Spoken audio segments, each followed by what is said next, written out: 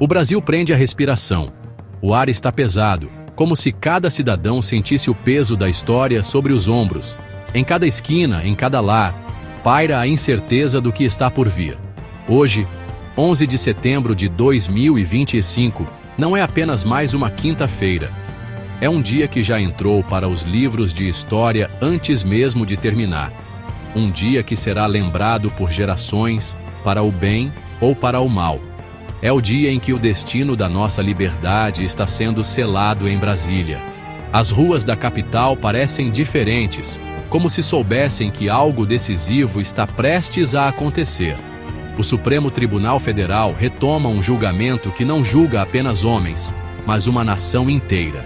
Cada palavra dita ali ecoa para além das paredes do tribunal, atingindo o coração de milhões. Eles chamam de trama golpista. A mídia repete o termo, manchetes estampam o país, criando um clima de urgência e medo. Eu chamo de a maior farsa jurídica já montada para aniquilar a oposição. Nunca se viu tamanha distorção do que é justo e verdadeiro. A narrativa oficial pinta patriotas como conspiradores. O que antes era orgulho nacional, agora é tratado como ameaça. Generais e um ex-presidente que serviram ao Brasil, agora são arrastados para o centro de uma arena, onde leões togados decidem seu destino. Homens que dedicaram suas vidas ao país, agora tratados como inimigos públicos. A acusação é grave, tentativa de golpe de Estado. Uma acusação que pesa como chumbo, lançada sem hesitação. Mas onde estão as provas? O silêncio das evidências é ensurdecedor. O que temos são conversas, suposições e delações convenientes. Palavras soltas, interpretações forçadas, nada que resista à luz da verdade.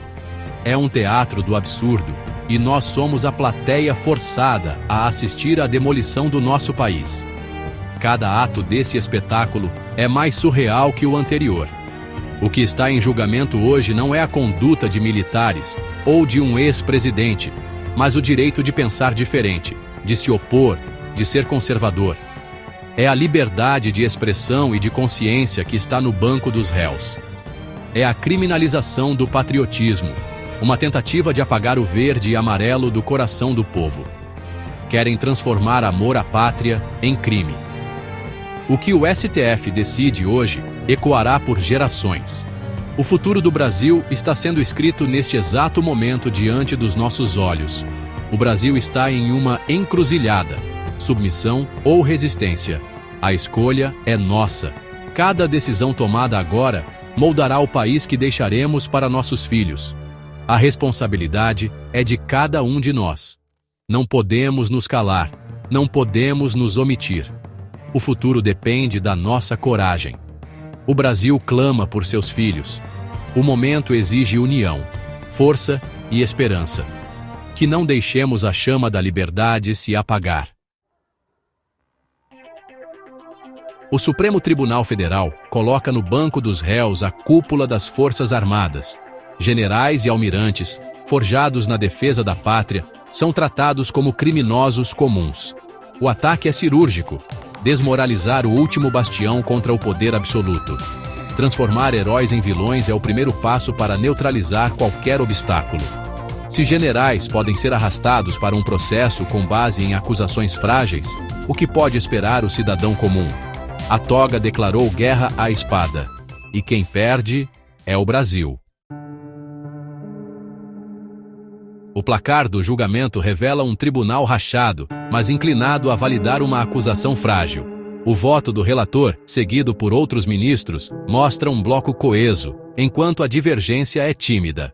O voto do ministro André Mendonça, pela rejeição total da denúncia, foi um sopro de bom senso. A lei se tornou flexível, interpretada ao sabor das conveniências. Divergir virou ato de coragem. O placar de hoje já entrou para a história como o placar da vergonha. É a consolidação de um judiciário que usa a lei para esmagar adversários. O que vemos é uma reedição moderna das caças às bruxas. A caneta de um ministro substitui a fogueira. A denúncia contra 36 pessoas incluindo um ex-presidente e militares, é o ápice de uma perseguição política. Qualquer manifestação de patriotismo virou sinônimo de conspiração. A defesa dos acusados expõe a ausência de provas, mas a presunção de inocência foi invertida. O objetivo é aterrorizar milhões de brasileiros, instaurando a autocensura pelo medo. Esta não é a democracia que queremos. Esta é a antessala do autoritarismo. Uma acusação de golpe exige provas robustas. Não basta levantar suspeitas ou criar teorias, é preciso apresentar fatos concretos, evidências sólidas e irrefutáveis. Em qualquer democracia, a base do julgamento deve ser a verdade comprovada, não a força de uma narrativa. O que vemos é um abismo entre a gravidade da acusação e a fragilidade das provas. A balança da justiça está desequilibrada, pesando mais para o lado das suposições do que dos fatos. A denúncia é uma colcha de retalhos de delações e suposições, costurada às pressas para sustentar uma versão conveniente dos acontecimentos. Não há consistência, apenas fragmentos desconexos. Falta o essencial, o fato, o ato, a prova do crime. Sem isso, todo o processo se apoia em terreno instável, sujeito a interpretações e manipulações. A narrativa se apoia em verbos no condicional. Teria dito, teria planejado, teria pensado. São hipóteses, não certezas. O uso constante do teria revela a ausência de provas diretas. Transformar debate político em conspiração criminal é um salto mortal jurídico. Não houve golpe, apenas divergências e discussões legítimas, comuns em qualquer sociedade plural. Houve insatisfação popular e respeito à transição de poder. O povo expressou sua opinião, mas as instituições funcionaram e a democracia prevaleceu. O STF, ao aceitar um processo baseado em narrativas, valida a ideia de que a verdade é o que o poder diz que é. Isso abre um precedente perigoso, onde a justiça se curva à vontade política. Um país onde a narrativa vence os fatos já perdeu sua liberdade. Quando a verdade é moldada por interesses, todos correm risco. O julgamento é por ilação, não por provas. O perigo está em condenar sem base, apenas por conveniência ou pressão. E isso ameaça a todos nós, pois amanhã, qualquer um pode ser vítima de uma justiça guiada por narrativas, e não por fatos. Regimes autoritários invertem valores. Heróis viram vilões, vilões viram heróis. Homens que serviram ao Brasil são agora pintados como traidores, enquanto outros são aplaudidos como defensores da democracia. O patriotismo virou palavrão.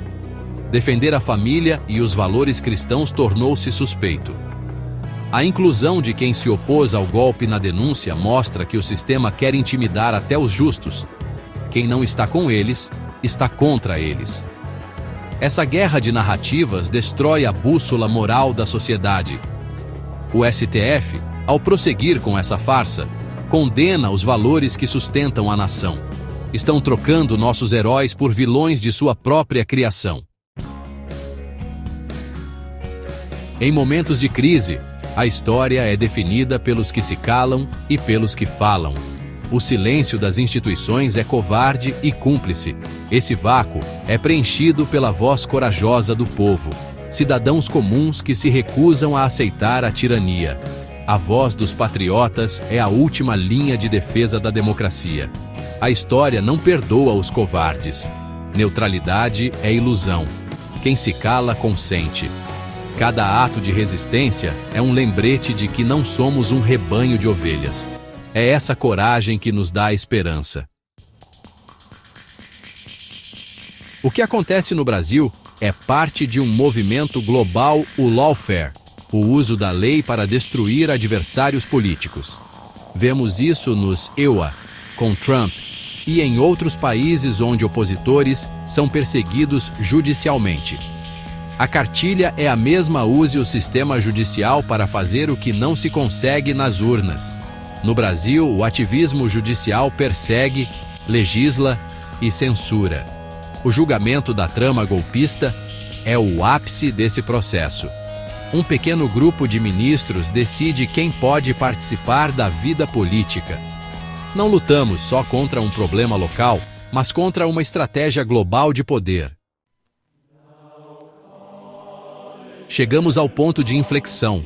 O momento que muitos temiam e outros previam, finalmente chegou. Não é mais possível ignorar os sinais que se acumulam diante de nossos olhos. 11 de setembro de 2025 ficará marcado na história.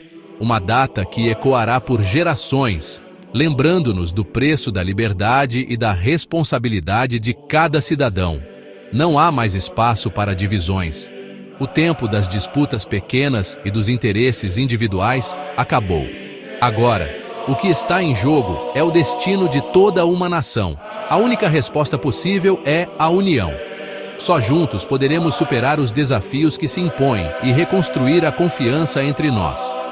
Este é um chamado a todos os patriotas, civis, militares, políticos, empresários, trabalhadores e estudantes. Ninguém pode se omitir neste momento decisivo. A hora é de cerrar fileiras e defender o Brasil. É preciso coragem para enfrentar o desconhecido e determinação para não recuar diante das ameaças. Não podemos aceitar que nossos heróis sejam transformados em criminosos, nem permitir que a história seja reescrita por interesses escusos, nem que o direito de opinião seja crime. A liberdade de expressão é o alicerce de qualquer democracia verdadeira.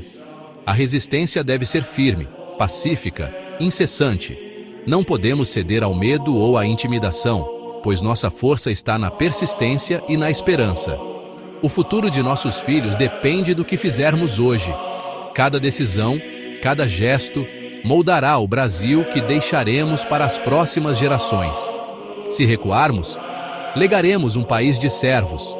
Se nos calarmos, perderemos o direito de sonhar com um amanhã melhor. Se lutarmos, poderemos restaurar a justiça e a democracia. A luta será dura, exigirá sacrifícios, mas é o único caminho digno. Mas o povo brasileiro unido é invencível. Avante, patriotas! O Brasil espera por nossa coragem e nossa união.